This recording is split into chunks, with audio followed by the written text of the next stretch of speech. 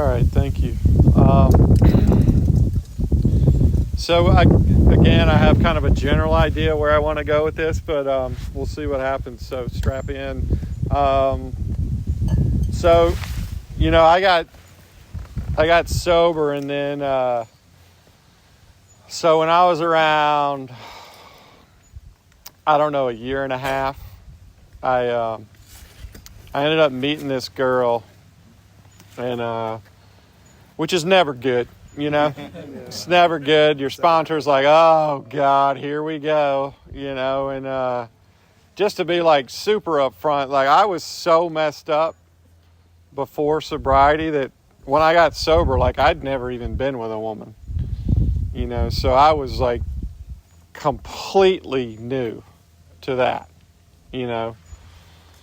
And the only time I'd ever done anything was when I was like completely blasted to where I had enough courage to like be with somebody or at least attempt to do something, So when I got sober, I was fresh, And I ended up, I don't know, I went to some party I was in college at the time, so I went to some party and I ended up meeting this girl, and for whatever reason, she liked me. I've always had, when I look in the mirror, still today, I look in the mirror and I'm like, oh dear. Like this is just, what the hell?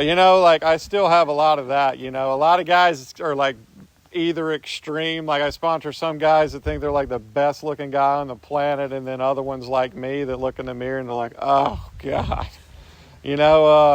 still today, a lot of times I'll have that. So when this girl was like actually interested in me, I was like, holy crap. Like, first off, like what the hell is wrong with her, and it's like, and then I'm just amazed that somebody might actually want to be with me. And, so I ended up dating her or whatever. And we went out and, we do what people do when they're in relationships. And, I grew up in a good home. This was before my dad had left the family and everything. So I watched my mom and dad when I was growing up, and my dad was a super respectable man. He knew how to treat my mom. I watched all this, so I knew how to do that intellectually. I knew how to treat people, and I knew how to treat a woman, and I knew how to be respectful. And, so when I got in this relationship, and I'd always had this idea when I was new in sobriety, I just know that when I get in a relationship, I'm going to be the best boyfriend on the planet, I really am. And I felt that with everything in me. And then I got with her and we started dating, and very, very shortly afterward, this obsession hit me like you wouldn't believe, And she was the only thing I thought about, the only thing, and my thought was well, if you don't have that level of obsession, you don't love the person, you know what I mean? And I'm thinking, of course, everybody else has this, not love, but infatuation, just an insane obsession.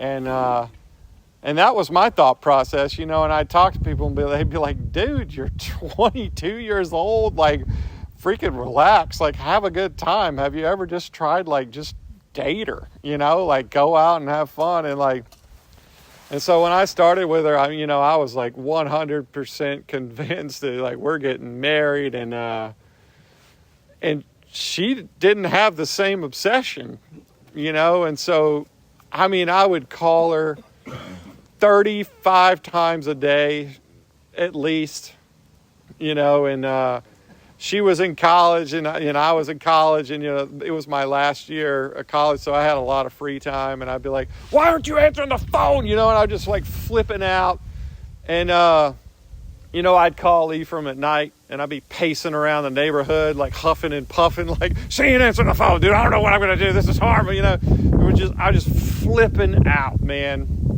And the obsession just starts to get worse and worse and worse. And, it got to the point where I'd break up with her and be like, screw you. And I would leave, and and then a couple days later, she'd be like, oh, I'm sorry. And then she'd come, fucking screw my brains out.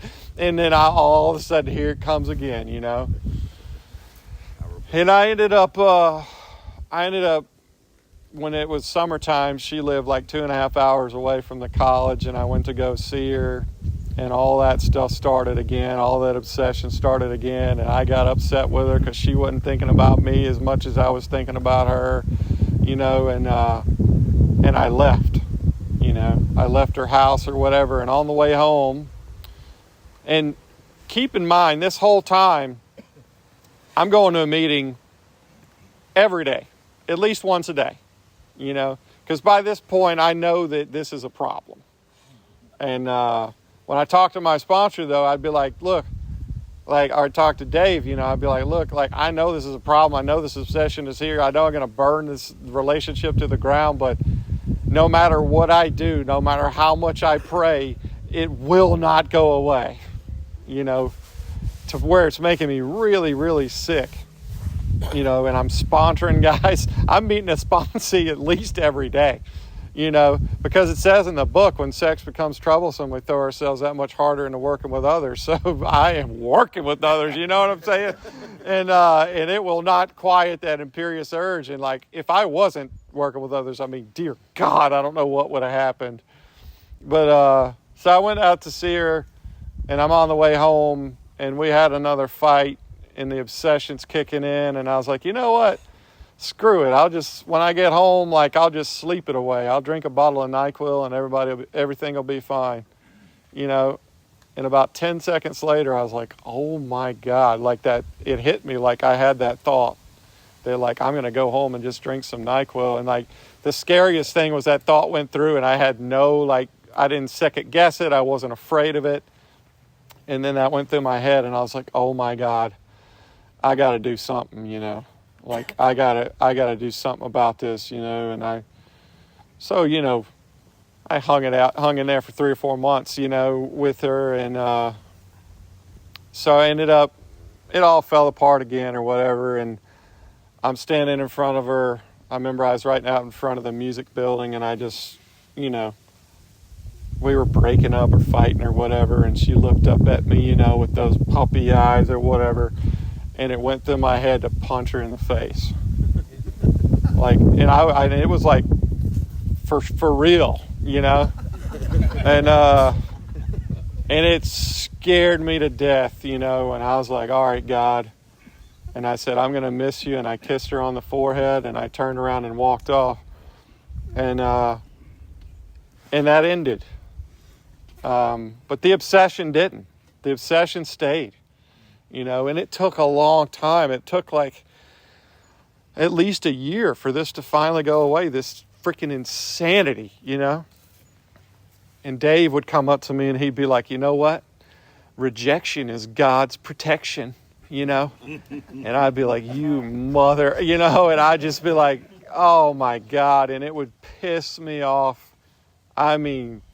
Something serious, And so, obsession stayed for, I don't know, at least a year, and I'm praying it away. I'm doing all the things in AA that I'm supposed to do, and it finally starts to drift, and I didn't know what the solution was, but I'm like, God, whatever you want for me in the relationship department, just take it, because I clearly am not able to do this on my own.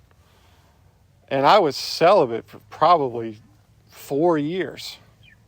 Not by choice, It was not by choice, I'm asking women out, rejected, Thinking we got something going, rejected. I was rejected probably 15 times, And I describe it. You ever seen that movie Kickboxer with Jean-Claude Van Damme?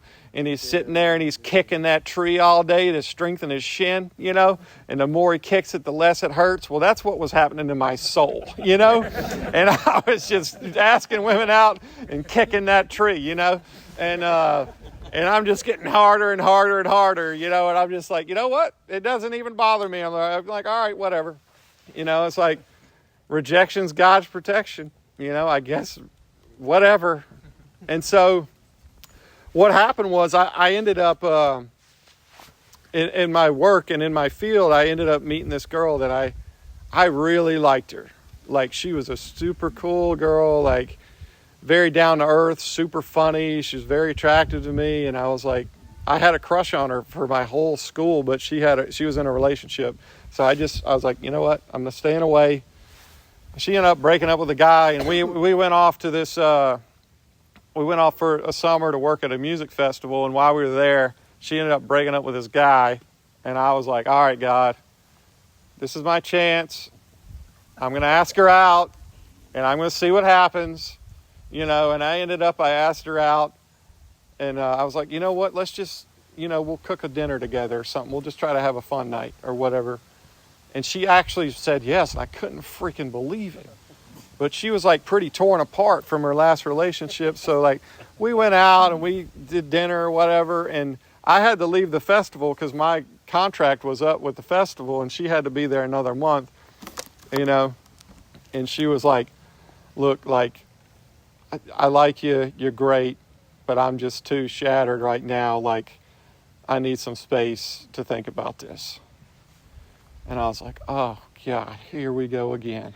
Here comes this obsession, And I'd been sober long enough to where I knew that, like, if I don't do something about this, I'm going to drink. Because it's just on me, man. And I don't know how to deal with it. And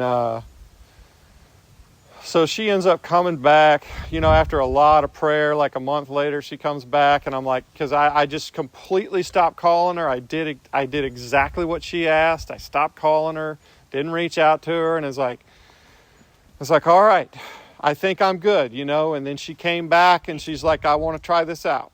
And I was like, all right, And so we started, and it was hot and heavy. It was freaking awesome, for a couple of weeks. And and then she ended up getting her own place, so she wasn't staying at my place anymore. And the longer it goes, this obsession just starts to creep in, And she told me, she needed space again, and she was damaged. And I was like, oh my God.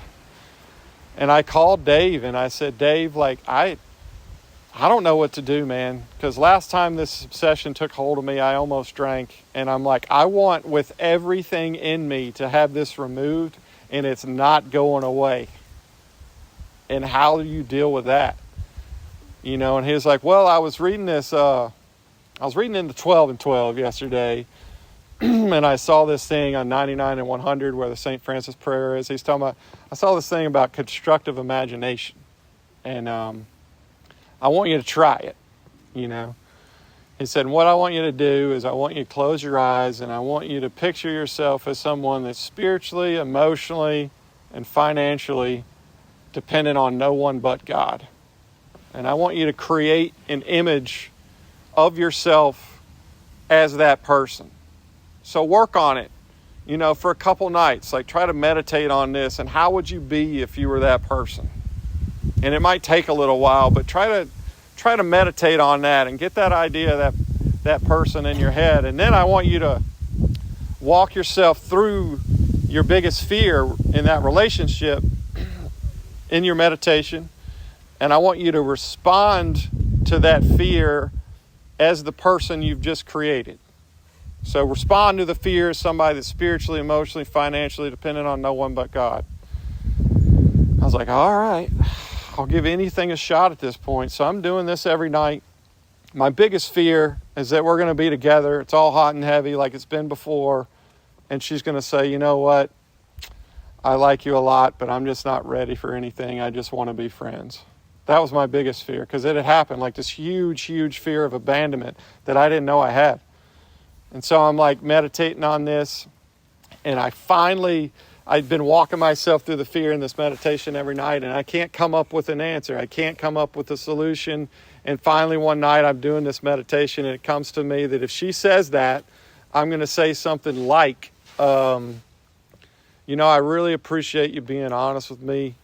That took like a whole lot of courage for you to say that, and I really appreciate it. And you're probably going through a really tough time, I can't imagine. And I'm here for you if you need me. And, I don't need this relationship if that's what you want. Not me, dude. That did not come from me. And that was in the meditation. And so that came to me that if that happens, that's what I'm going to do. And so we had just done our thing, and I'm lying in bed and everything's great. And she rolls over and she's like, look, this is too much for me. I just want to be friends. And I closed my eyes and I was like, God, you mother, I was furious. But I closed my eyes and that meditation came back in. And it said, say exactly what you practice in the meditation. And I said that. And I had zero pain after I said it. Like, I just told her I was going to miss her and it was going to be all right. And the obsession just completely went away. And it has not come back since. And that was like the miracle of it, because, it talks about too in the 12 and 12, how like a defect of character, like if it doesn't get, the maturity comes when I don't have to experience as much pain to change, and that was one of those things where I was in an extreme amount of pain and I was terrified because I was like, I guess I'm just never going to be in a successful relationship because I just can't do it, and that was when I was around 7 years. And again, I went through a dry spell for a really long time and I ended up meeting my wife, and I've had zero obsession with my wife. We never ever fight. We had one argument and that was over, we were buying a house and she wasn't doing it fast enough, so I had to put my 2 cents in. But other than that, we're a team, I love my wife to death. She loves me and I actually know that and I accept it. And I didn't know that was possible. And there's that whole theme of like rejection is God's protection, because when I was in that relationship with that girl when I was brand new, like 1.5 years, I was in that relationship. When I broke up with her, I thought my world had just fallen apart. And I thought for certain that I am never going to find anything ever again. And that's when that happened. That's when I went to that men's retreat. And I met that guy that was starting the treatment center in Auburn, Alabama. And that's how I met the guy that was doing pianos. And that's how the guy introduced me to go to Boston. And I guarantee you, if I would have been in that relationship, there's no shot I would have gone to Auburn, Alabama to take that job. God cleared a path for me that I didn't even know was available. And so in my life today, it is not my first instinct, but I need to realize that rejection is God's protection. And God really does care for me. That's hard to accept sometimes. If you're a guy like me, you're an ego-driven maniac. I either feel like I'm the greatest person on earth or I'm the worst piece of garbage you ever met. Still today sometimes. I can never be right size. That's my biggest thing, is I can never be right size. And I didn't know I was going to share this now, but I guess I will. So when I was 15 years sober, I think, I was the chief technician at this very prestigious company, and I was like, I got to the point where I'm like, I chased every job. I'd been working at Carnegie Hall, dream job. I go to San Francisco, be the chief technician there, dream job. I was like, I got so miserable it wasn't working. I was like, I'm going to move back to New York, take this job as a chief tech at this other company, even bigger job, double the pay. I'm loads of money coming in, and I'm like, I can't do this either. I'm just going to go out on my own. I go out on my own. Business is booming. It's coming in. And like what I like doing in my field more than anything else is I like to train people. And I've always wanted to be a teacher. I've always wanted to teach people how to do this thing and give it away like in AA. And I get offered a job with the #1 piano company in the world to come in and teach at their apprenticeship program. And I was like, oh my God, finally, finally, I'm going to get to live out this dream that I've had. And I go and I'm teaching at this place, and now I've started my own business. So this is like a contract job. I'm not an employee. I'm a, 1099 or whatever. So they're paying me. I'm going there 3 days a week. And I'm going there from 7 in the morning until 3 in the afternoon. And then I'm like, you know what? Well, I should go back to school. I need to start training more and I'm starting to get into manufacturing. I want to learn about machining and I want to learn all this stuff. And so I enrolled in school. So now I'm waking up at 6 in the morning, going to work until 3:30, and then I'm driving 2 hours to class, and then I don't get out of class until 10 o'clock at night, and then I'm driving from class and I'm going home, and then I get a contract at a recording studio, so now I got to wake up at 4:30 in the morning, and I'm going to the recording studio first, and then I'm going to Steinway, and then I'm going to this school, and then I'm off of school on Friday, so I go to a meeting on Friday, and then I hope to God I make a meeting on Sunday, because Saturday I need to spend with my wife because I don't ever see her. And here I am living out my dream, and I'm making more money than I've ever made in my life. And I'm doing this for 2 years, and I'm dying inside. I'm still going to AA. I'm still sponsoring guys, and I was always taught, we come into AA and we do all this stuff so we can go out and live our lives. And I get that, but I'm not that guy. And so I'm doing that for 2 years, and I want to blow my freaking head off. I look in the mirror and it's bad, And I finally got up enough courage to tell Dave about it, that I'm suicidal and I want to take my life. And the perception of myself was just absolutely horrible. I'm 17 years sober. I go into a meeting, I can't talk about that. I'm a spiritual giant. Look at all these guys I've sponsored over the years. Look at these workshops I'm doing. So when I share, I'm opening the book and I'm sharing on step 3, and everybody comes after the meeting and they're like, wow, you sound really good. I love what you said about step 3. And I didn't share anything that's going on with me. Nothing. And I want to blow my freaking head off. And so Dave says, all right, call me at 4:30 every day. Call me at 4:30 in the afternoon. He's like, you're so freaking busy. You can't leave your job. You can't just drop out of school. So just call me at 4:30 every day on your way to your school, and we'll do a 10th step on the phone every day. How's that sound? It's like, that sounds freaking awful, Dave, but I'll do it. So I call him at 4:30 every day, and I go over my resentments for the day. I go over my fears, and I go over if I need to make any amends, and I'm going over what I think about myself. And I'm slowly starting to get better, but I'm so busy and exhausted that I just can't hang, man.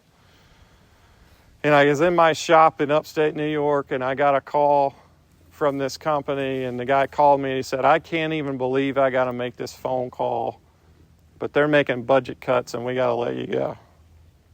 This is 85% of my income gone overnight. And a peace washed over me like you wouldn't believe. I was like, thank God. I was like, I have no idea what I'm going to do, but thank God. And I got busy in Alcoholics Anonymous. I'm going to a meeting every day. I'm sponsoring more guys, because I was suffering from this delusion that working on pianos is my job. And that's what I do for money. My job is to help alcoholics. Some people might be able to get away with that, doing the opposite. But my job is helping others. I got that confused. My job is to be working with drunks, and my job supports me to work with drunks, and I ended up, everybody was like, well, you know what? Rejection is God's protection. You've been saying it all along, talking about this job, that I just lost. And 2 weeks later, I get a call from a guy in Indiana, and he says, the university here is wanting to start a piano technology program. They'd like you to come be the person that starts it. and you get to, start a program at this college and teach there. And I moved there, and I got busy in AA because I knew what my job was. I'll do my job. I'll do my work at work, but then I go help drunks. I'm sponsoring half of Indiana. It was phenomenal. And I'm like, yeah, like this job thing. I start the program. That's great. 2 months later, the dean calls me into the office and says, look, we've made some mistakes and we didn't budget to start this program, so we're not going to be able to start it. We just need you to be a technician at the college. And I was like, well, rejection's God's protection. I was like, okay. And so I spent the rest of the year in Indiana helping as many drunks as I possibly could. And I'm on fire for Alcoholics Anonymous again. I had to leave Indiana because I wasn't going to stay at that job, and I moved back to New York, and now I'm working my way towards Dallas. I've been trying to get out of New York since 2018, and I just have not been successful. But, I went to Dallas, and I was like, if there's any shot of this working, I better find some drunks. And within 4 hours, I had a sponsee in Dallas. And I didn't even ask him. He came to me and asked me. I was like, what? It's like, all right, let's do this. So if you're in that position where you're wanting to freaking blow your head off, or you're thinking, what the hell is missing in my life? For me, it was that I'd shifted my focus, and I got confused about what my job is. My job is helping drunks. And I should welcome every time I get rejected in my life because it's God looking out for me. Anyway, I'll give it to Ephraim. Thanks. Thank you. My name's Ephraim. I'm an alcoholic. Ephraim. Who is Billy? Which one? Billy that brought the guys, sponsoring people. Last night around the fire, it was like I kept hearing that name. It'd say, Billy brought me. Billy. Is he gone? He left? Oh, okay, that's you. Okay. Oh, he's trying to be humble. Matthew was talking about if sex is very troublesome, we throw ourselves the harder into working with others. And I thought about Billy with all those sponsees last night. I said, man, he must be very troublesome with that sex thing. But also the fourth dimension group, I see it's a lot of 12-step work going on. So I guess that's why we're talking about relationships here, is because I'm assuming that there's relationships going on, and when I got out of prison in AA, where I was, there was this thing that would go around, something about no relationship for the first year. Okay? I just did 3 years. You know what I'm saying? Uh-huh. I'm ready, boy. Check the box. And so I came to AA ready, like, hey, I meet the requirement. Where are they at? And I remember Dave saying, you ain't got shit to offer a relationship. What are you coming to the table with? You ain't got a house, no job, no driver's license, no car. What you gonna do? And I was like, damn, Dave, that's kind of, you're hurting my feelings. But I never thought about it like that. Like, what am I bringing to the table? I'm a taker. And the 12 and 12 talks about an inability, I think it says an utter inability to form a true partnership with another human being. It's somewhere around step 4. And that's what I come to the table with. An inability to form a true partnership. But that's the first thing I want when I get here. I'm looking for that partnership, relationship, who can I have relations with? And it's like, you don't have the ability. Either you're trying to dominate the people who I'm trying to, be in the relationship. I'm trying to dominate them, or I rely on them so much that I smother them. I do this thing where it's like, I can't live without you. I'll kill myself if I can't have you. And it runs them off. And so it's like, you're no good at it, man. And so you got to learn. Like I had to learn. And I had no tools for that. Like Matthew was talking about having good examples. I didn't have one.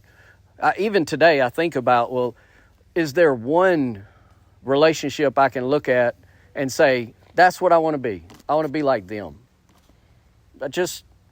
There's not too many out there, like I don't don't see them that much. I definitely didn't have it in my family, and the people I'm running with, we don't really get down like that, like healthy relationships. So it's like I didn't have any, so I had to learn it. And so I remember, doing all the things we're not supposed to do, learning hard lessons. But I remember when I met my wife, I met her, and I was like, oh man, this girl. I mean, as soon as I met her, I knew that's who I want to marry. I knew it immediately. And but I was also doing all this sketchy shit over here on the side.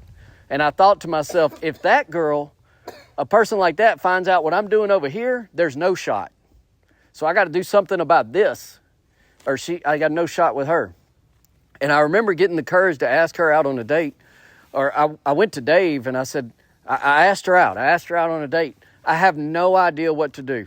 In my world, where I come from, if I asked a girl out, that meant gravel road, blunt, and a 40. That was the date. We're gonna have sex, and if we keep doing that, then eventually she'll become my girlfriend. But it starts out gravel road, blunt, 40. And I knew that this girl wasn't going to go for that. So I needed a new plan. And so I went to Dave and I said, man, I screwed up. I asked this girl out. I have no idea what to do. I don't know. I don't even know if I've ever been on like a real date, And he said, well, what did you tell her? And I said, well, I asked her if she wanted to go to dinner and then maybe a movie. And he said, well, that's what you do. You take her to dinner. You take her to a movie. No gravel road. No blunts, no 40s. And I was like, that is genius. That is genius, man. I don't know how you come up with this stuff. These AA guys are smart, And so that's what I did. And I started to date my wife in a healthy way. No expectations, none of that sly shit. And my wife was like, I had never met anybody like her.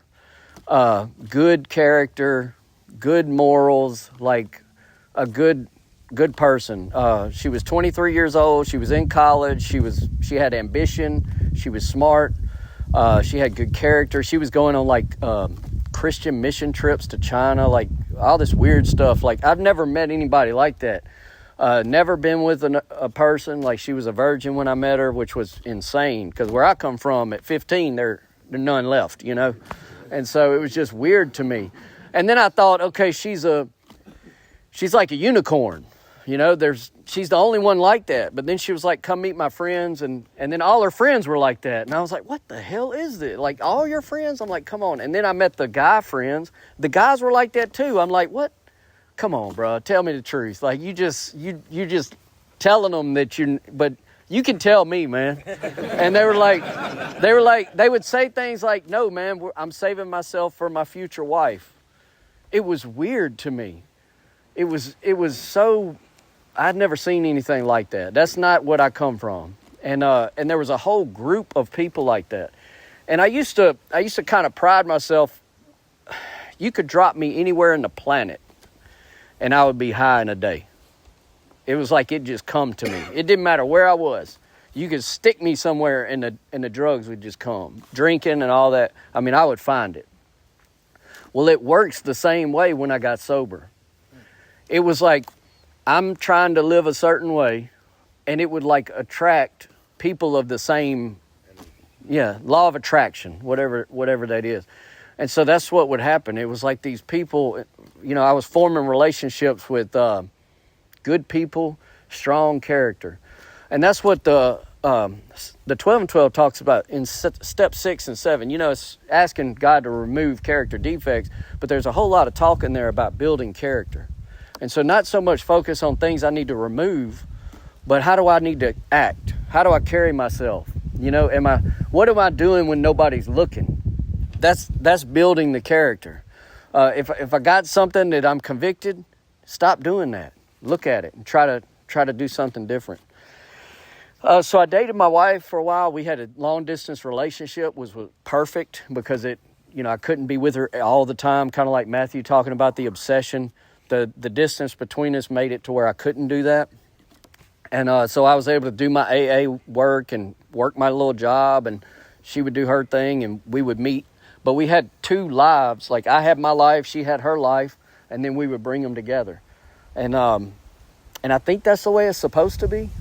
It's not supposed to be that she becomes my life. You know, it's like I have my life, she has her life, and then we meet. But we're kind of independent. We stand on our own 2 feet. I could live without her. I don't want to, but I could. I'm not going to go out and drink if she was to leave tomorrow. You know, it's not like that. And so I started dating my wife, and we were going to get married, and never been married before. And I remember going to a meeting, and there was an old timer named Joe at the meeting. And Joe said, he caught me after the meeting. He said, "I heard you were getting married." And I said, "Oh yeah, I'm getting married, Joe." And he said, "Do you have any idea what that means?" And I was like, "Not a clue." And he said, "You give 100% at work. You give 100% in AA." He said, "When you get home, you don't get to veg out on the couch.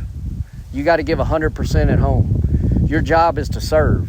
You got to serve in the home." You know, it's basically like, if I want that marriage to work, I need to go in there going, "How can I help? How can I help?" You know, if I take the what's in it for me, it's battle every time. And we fight. Not like Matthew was saying, like him and his wife don't fight. Me and my wife fight. We did it the other day. There was last week or the week before a financial discussion. And my wife just got a nursing job. Okay, she got a nursing degree. Okay, I spent the money for the school. She's going to be an RN. She's going to make all this money. We supersized our living because she was going to take on this job. Then she took a job as a nurse at the school, making $15 an hour. $15 an hour. I'm like, that's the worst return on investment I think I've ever got. You know, so anyway, so we got in a little discussion about that, and it went. I went sideways with her. I came at her sideways. You know, $15 an hour. You know, and after we supersized the house, and so we didn't speak. Now we have 4 kids in the house, and we always have other kids over there. So me and my wife are not speaking for like 3 days. Not talking. Passing each other in the kitchen. We ain't saying a word. You know what I'm saying? Like, this is crazy, you know? I'm going to meetings. I'm super AA, you know? And I'm going home and I'm not talking to her. And I did some quick inventory with Matthew. And Matthew said, well, you could go to her and just tell her you're afraid. And I'm like, I could, but I'm not. I'm not going to do that because, you know, then I'd have to be vulnerable. And I'd have to be, you know, honest and be like, really, I'm afraid the financial situation we're in, we could lose everything, bankrupt, blah, blah, blah, blah. But I don't want to do it. And so for 2 days, I know what the answer is, but I just won't do it. And I'm at one of those sticking points. And it just got to where it's like, this is all about character. Like, how am I going to be, like Matthew was talking about, be the man if you had spiritual connection and if you weren't afraid and if you were that guy, how would that guy respond to the situation? And that guy would go in there. But if you're full of ego, you're full of resentment, you're being driven by character defects, I'm not going to do it. And so did it 3 days, and then finally I was like, okay, look, I got to go in there. I got to go in there. You know, it's like, God dang it. And so I go in there and I'm like, look, about the other night, I'm afraid, finances, blah, blah, blah. And then she says, she melts. As soon as I said it, she melted. I, you know, tuck tail, take my lick. And it was like instant relief for me. And she said, well, you could say you're sorry. And I'm like, I don't like to say I'm sorry. You know, AA, we don't say we're sorry. We make it right.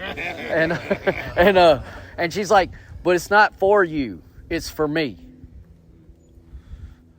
I was like, all right, I'm sorry. And it went away. But it's like, you know what I was thinking before I did it? This is what motivated me to go. I've got some land outside of town, and I got a trailer that I bought for $1, like a mobile home that I bought for $1. That gives you the quality, okay?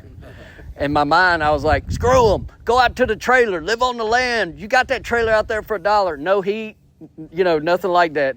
It's like, they can have the house. And that's what I'm like, file the divorce paper. I'm doing all that, instead of just going in there and being like, I'm sorry, I'm afraid. And I don't know why. I don't know why I'm like that. The alcoholism makes me do that. But it's like, just do it. If I do the work, the spiritual program of action works. It's immediate relief. But for some reason, I struggle doing it. And so, look, I also went to a marriage counselor one time, and she told me I was a sociopath. I had trouble. I had trouble with personal relationships. And I told her, I don't really think of it as sociopath. I think of it as content. I'm not swayed by emotion, I'm more robotic. And so I'm not going to talk a lot about this, but we have a few minutes. If anybody has success in relationship, we would like to hear from you, right? So quick, we're going to open up the floor for sharing. We got like 15 minutes or so, 20 minutes, and we'll do that. What was success qualifiers? Go up to the podium if you want to share. It's on a recording, so you don't want to say your last name or that. That's right. I'm Tom. I'm an alcoholic. When I came into the program, I had just left a loveless marriage, and I had 10 years of celibacy up until the point I came into this program, so I can certainly relate. And when I came into this program and I started hanging out with all these younger people, I really I wanted to make up for lost time as well.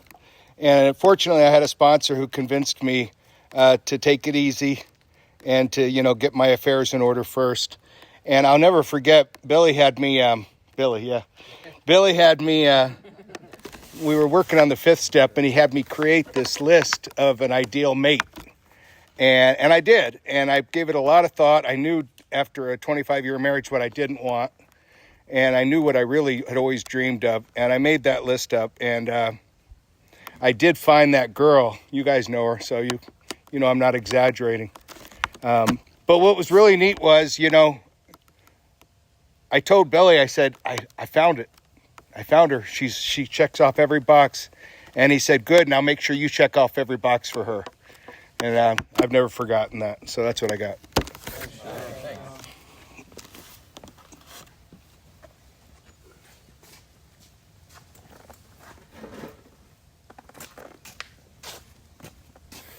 Hey everybody, my name is Matt and I'm an alcoholic. Matt.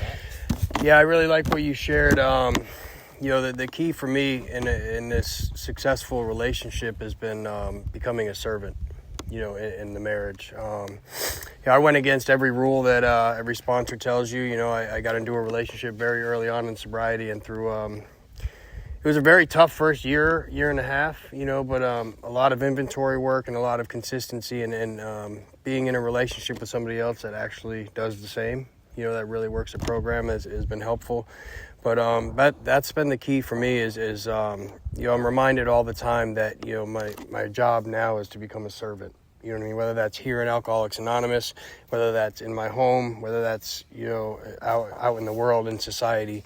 But really just keeping that mindset that, whenever I am frustrated or angry at home, you know what I mean, that, my real job there is to be, a servant to my wife, and then also a servant to, I call him my son now, but you know what I mean, he's my stepson, that really, I'm at an integral point in his life, you know what I mean, and I get to be an example and to help raise him, and I need to be a servant in that arena too. And keeping that mindset, I enjoy a beautiful relationship today. It's not all... there's ups and downs, and but the consistency and keeping that mindset has been integral for me. So. Luke. Hell yeah. Hey everybody, Luke, alcoholic. So after being 0 for 2 in marriages, finally the third one was a charm. Now it might help that person is in recovery, and it might help that on the third marriage I was in recovery. The other two I wasn't.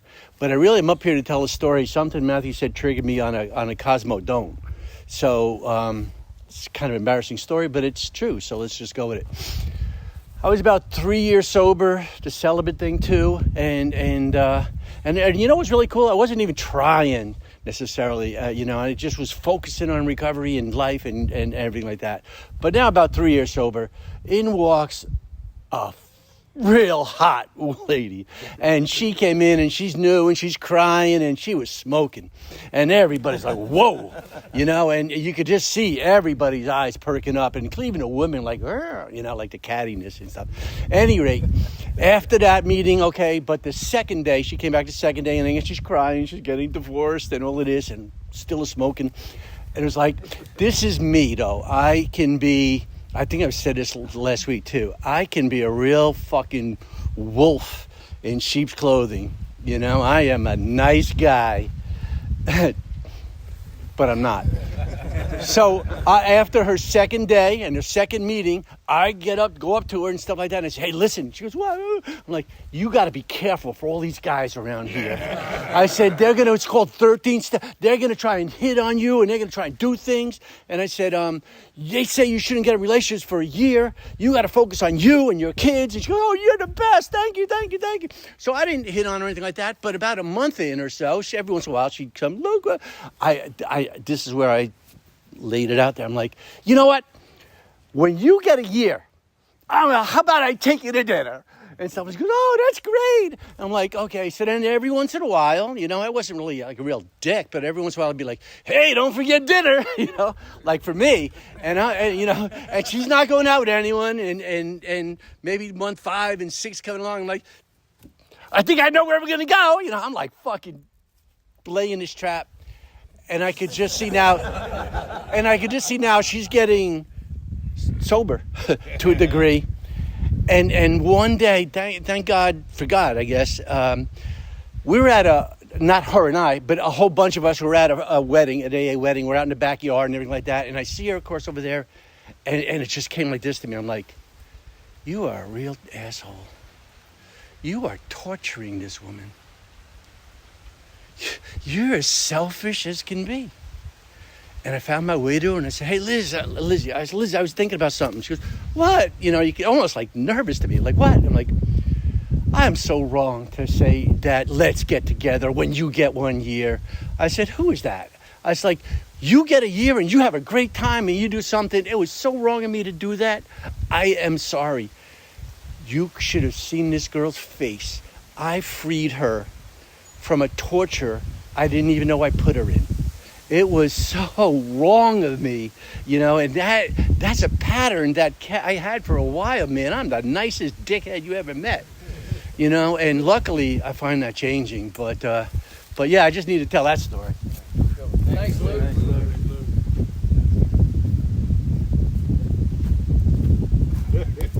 I'm looking at my son-in-law.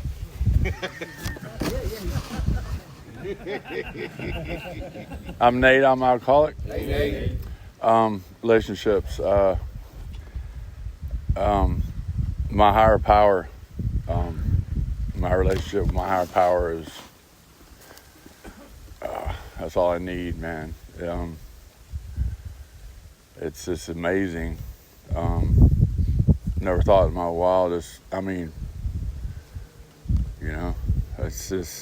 It's just incredible. I can be I have a little baby girl, 28 months, and she's just, she lights me up, and I light her up, and my whole family, my relationships are just so alive now, and yeah, it's through these steps that I got in touch with my higher power. My higher power is Jesus Christ. And the sky's the limits, man. It's just like amazing. I'm looking forward to every single day now. I got the dream job. I got, my baby's mother, she signed the rights over, and I'm going through that, but I'm praying for somebody I can marry, and share my life with, and and I know he'll answer my prayers. Yeah, my relationship with God is number one, and it's this program that got me to him, 10, 11, and 12, I do every day, and it's a blessing just to be here, and not break down and crying every time I get up here, but it's the gratitude is just, you can't help the feelings that come out, and because it's full of gratitude. When I hear Matt and Ephraim. Matt, man, he's just I've been sick a little bit, so I missed a lot of it. But what I did here was amazing, and wow, that's AA for you. Yep, that's all I got. Thank you. We got time for like 2 more. James, I'm an alcoholic. James. Our stories are identical, minus the whole meth cook in the woods thing. I've been with my wife for 7 years. Been married for 10 months, I came home from our honeymoon and went to detox. So I've tortured her. I'm married to a normie, as the book says, I just pulled the rug out from her. I got 1,000 white chips. She's driven me, flown me, bussed me, Ubered me to 50 detoxes and rehabs. The damage that I did in our relationship is just astronomical. We're just getting over a Mexican standoff too in my house. We didn't talk for 26 days.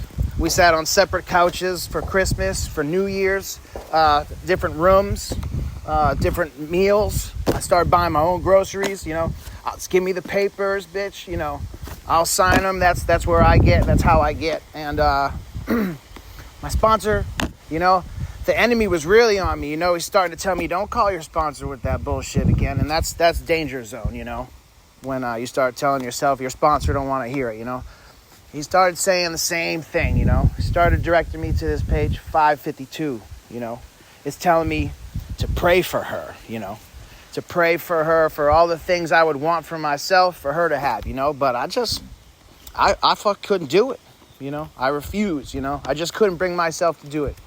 But it started getting real bad, I got to the place, like I used to have my quiet time in the mornings at the kitchen table, but I had to move it to my truck because, I just couldn't get any peace unless I was just away from her. I couldn't even hear her move in the next room. It would disrupt my spirit. But I started praying, is for her. It was really hard, I did not want to do it. It physically pained me, and you definitely don't feel like you mean it. Like I didn't mean it, and I did it. He's told me to do it for 2 weeks. And, maybe 8 or 9 days in, I finished my prayer and, I don't know. It felt like I meant it. It felt like I meant it that time. So I continued for a few more days, and I just got a text at work, and it said, I just want you to know, I'm proud of you, and you're enough, and I love you. And it just melted me, you know what I mean? And it's just an example of you don't have to want to do what the book says. You don't have to agree with it, but I can testify to 552 to make my wife say the S word is God working. So that's what I got. Yeah. Come on, dude. Dramatic entrance. Drew Beckus, recovered alcoholic. Thank you guys for your service, man. I've had the distinct pleasure of being in some god-awful relationships in Alcoholics Anonymous. I'm a firm believer that pain really is the touchstone of all spiritual growth. And my first love in AA was a girl. I didn't have a driver's license. I was bringing a lot to the table, like we talked about, and she would drive me around a lot, and I'd spend a lot of time with her in meetings, and I finally worked up the courage one day. I told her I liked her, and her response was, I thought you were gay.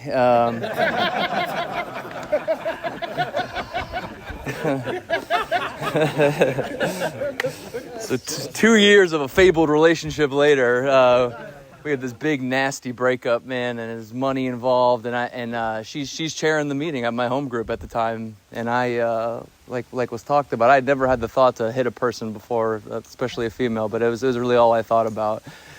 And what I realized, like when it comes to relationships, or what my current situation is, really the only thing I've ever done right in Alcoholics Anonymous is I'm never too far away from my next commitment. And I'm never too far away from my last inventory. And it is through these like trials of being in different relationships and learning what I don't want, or what God's will is for me, that has brought me to the situation that I'm in now. And I don't want to blow your guys' mind, but the two biggest things that I've struggled with in sobriety are money and relationships. I'm an odd case, all right? Year 3, I decided it was a time to start dating a stripper. Who wanted to be in an open relationship and told me she wanted to be in an open relationship. And I said, we'll figure that out later. And I'm so insecure. I hate myself, and it didn't work out. And right around that time when we broke up, something kind of shifted in me and my prayer life changed. And every single night, if I looked back across all these inventories I'd ever written, all the 11 steps I do at night, the core theme of all of that is the lack of trust in God in those two areas, right? And especially with that relationship stuff. And what changed for me is that every night, before I would go to sleep, I would ask for God's will for my financial situation and my relationship. And when I would wake up in the morning, I'd ask for the same thing. And little by slow, God changed me from the inside out, man. Without my permission, right? I wasn't getting away with things like I used to. This road narrows, and the type of relationships I was having with people and my involvement with them started to change. I started to get uncomfortable when I would do something that I used to be able to get away with in year 3 or 4. And what happened was that God made me into the type of person that attracts the partner that I have now. I remember doing an inventory right at the end of that relationship with that lovely dancer. And I'm sitting with my old grand sponsor, and I'm like, these girls, man, they just find me. They just keep fucking finding me, man. And he goes, no. You are a magnet for that which you don't even know that you're seeking, man. And what happened was when God rearranged me, I got attracted to something different, And the short and sweet of the relationship that I'm in now is that I'm with a partner who is emotionally intelligent, right? She says things and does things that have taken me years and years of inventory and reading a book with a bunch of fucking ding-dongs to learn. She just knows it intuitively, right? She has a power that she believes in that's not me and is different from mine. Her family owns a business, and through showing up in that relationship with this idea of being a servant and just trying to be around, those people saw fit to bring me into their family business today. So I work with my partner every single day. I don't know if that's a great thing for our relationship, but what it requires is a trust and reliance upon God, right? That my job is to be of maximum service to God and to the people about me, and that includes my employer, which is her mother, and my coworker, which is my girlfriend, man. And I don't know if you would try to talk to that kid that was sitting in the passenger seat of that car that just got told he was gay. This is where I would be a number of years later. I wouldn't have believed it, right? But I believe that with God in the middle of all of this stuff, man, that just about anything is possible, and that me being brought into her life for however long it lasts is His will, and I'm happy to be a part of it. So thank you for letting me share. Thanks. All right. So we got the rest of the afternoon until dinner off, but I do have one exercise I want you to do. So I was talking about in one of the sessions, like that postcard from God. So take 30 minutes to an hour, go sit by yourself. I've got paper, I've got an envelope, and just imagine yourself 3 to 4 months from now, taking the things from the retreat that you've learned and continuing to do those things, and imagine how God is taking care of those problems. And I want you to write a letter to yourself, reassuring yourself of those things, and reassuring yourself that everything's okay. And I want you to write that letter. It doesn't have to be long, just spend some time on it, say a prayer before you do it. Write that letter, and then I want you to put it in an envelope that we have and write your address on it. Permanent address. And I'm going to mail it to you a few months down the road, and you'll get it when you least expect it. So we've got until 6 o'clock, whenever dinner's going to be around 6. We've got until then to do it. So if you want to go take a nap, you want to go do a fist step with somebody, this is your time to try to get closer to God. So, but I would encourage you to write that letter. If you don't do it, okay. But, just try to participate. And we'll close with the Lord's Prayer. And again, it's all right here to take.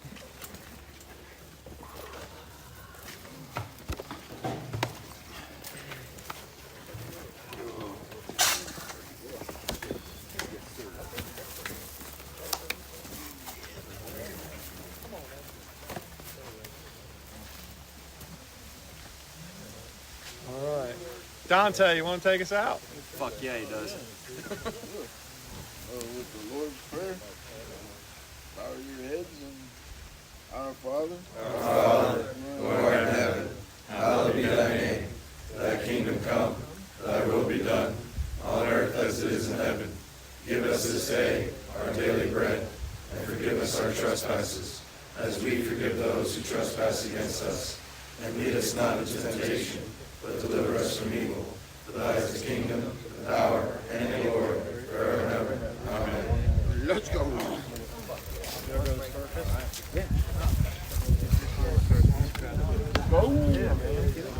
So yeah, there's envelopes in the bag. Congratulations. How does it feel to be an All-American?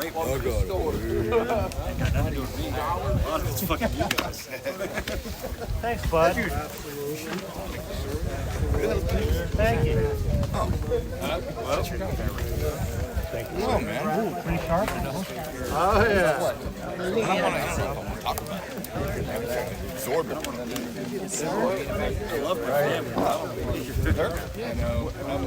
I would grab one stack and just pass it behind me. 2 days ago, you were not. I know. I want to talk changing. Hey, get what up, filler? I want some. You got pencils in there? I don't think so. Have a big letter. 5 fucking sentences out of me. I don't like myself that much. You said a postcard. It's got to fit on a postcard. So like 5 sentences, right? Right. Exactly. Hey, hand me one of those, Caleb, if you don't mind. Holy shit. Get down on some spades. Yeah, I gotta piss real quick, but I'm about it. We're talking about these it's where they're sticking shit in your life. I know it, man. And I'm gonna go. I go take a dog up there. Get it resting. You got 3.5 hours. Yeah. So I think. Right here's open one. I think you should, bro. Where's the box? Everybody's got to have some good ideas. I'm sorry, the pencils is what I meant. What's that? Hey, did you get a pencil, man? I got a pen. But like, I mean, I would. Oh, I guess it's for you. I would ask him.